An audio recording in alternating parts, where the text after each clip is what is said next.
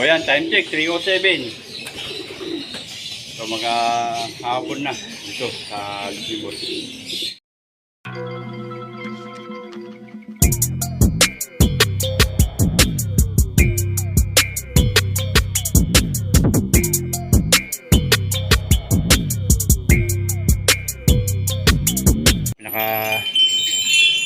Kalapatyan niya.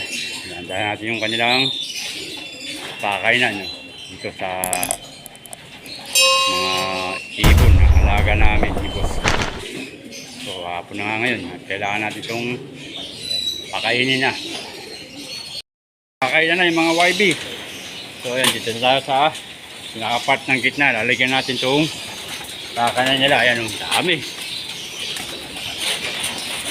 Kabila, kabul na ito lang. Hindi na ito labas, ayaw pa pumasok. So yung una ko itong YB para mamaya tubig naman yung bibigyan natin dito sa kanila.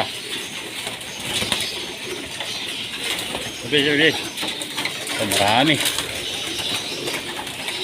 So yan, halos ano na nga ito. Siguro nasa 100 plus na ng ibon. Yung mga nandito. Naka-flyer suit niya. So yan, dako na rin yung tubig nila para mamaya yun lang yung kapalo. Kapalo doon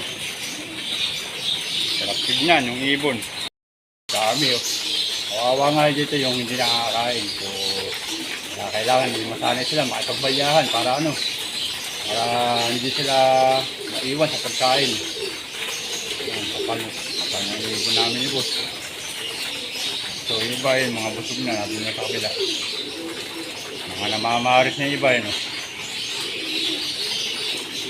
Ganda ako na yung tubigan nila.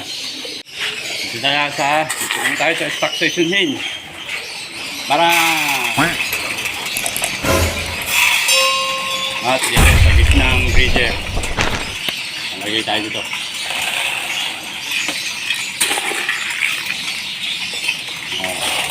Lahat ito nagsusubo. Yung tatlong pares na nandito. Yan. Nalagyan na rin natin sila ng painuman. Iinom na lang. Dito naman tayo sa kabila. Sa stock station cock. At saka dito sa breeder na natitira pa. Yung mga nakasalang pa rito sa loob. So yan. Dito naman tayo sa loob ng mga barako. Dito muna tayo mag-uunang magpakain. So nihanda ko muna yung kanilang tubigan. Yung puno na rin. Yan. Dito tayo sa stock station cock. Nakabuo yung cock dito.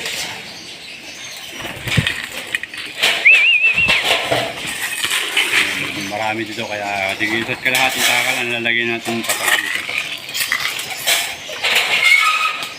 Sa kabila rin, ito rin.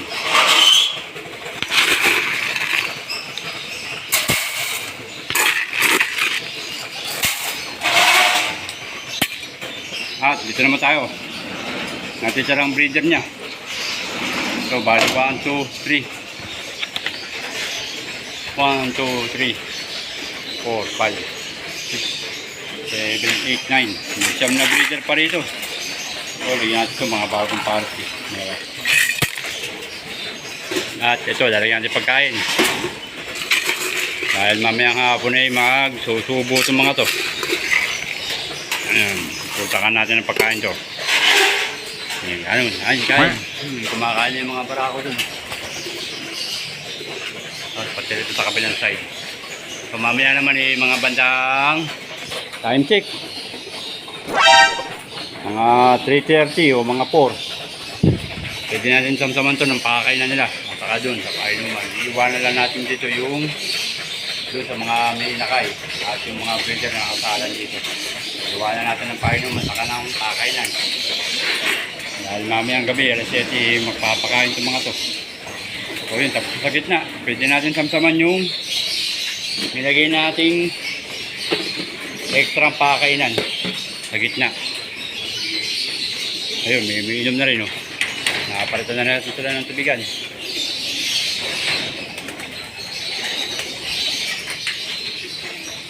Ayan. Tagal itong pinakapatukan dahil baka maiputan nila o madumihan.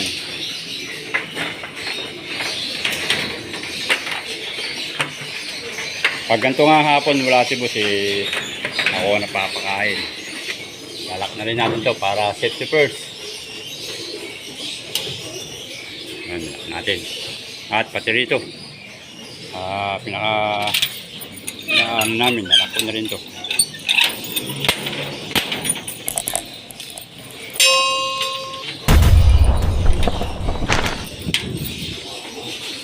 Yan. So mamaya konti, yung painuman, tatanggalin natin sa kanila. Dito sa pliers loop. Tatanggalin natin sila ng painuman.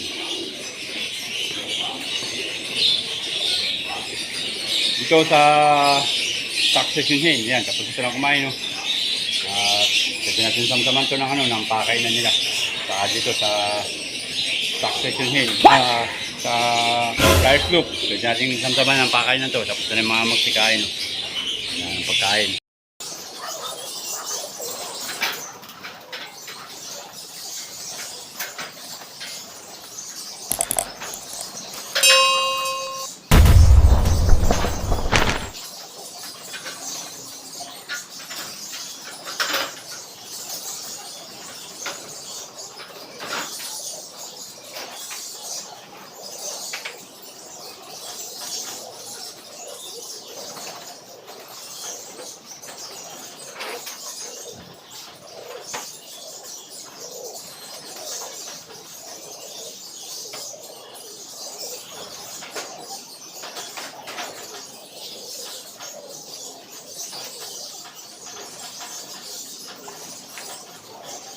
Natin sila ng pakainan dito sa pinaka-succession hen at dito sa pinaka-pliers loop niya o yung mga dito sa pinaka-wire niya na samsama natin ng pakainan. So hinihintay ko na lang minom yung iba dahil yung iba minom pa bago natin tanggalan natin ng painuman.